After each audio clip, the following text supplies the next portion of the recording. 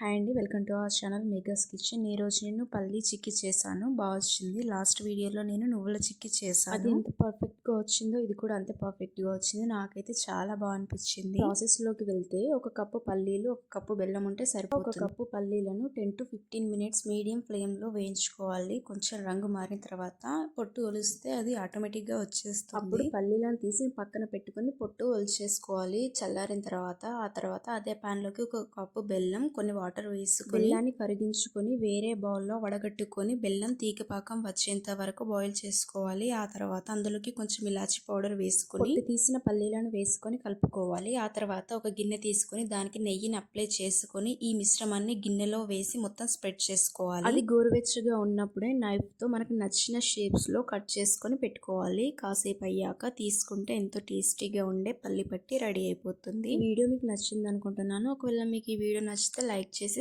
ఛానల్ని సబ్స్క్రైబ్ చేసుకోండి. Thanks for watching.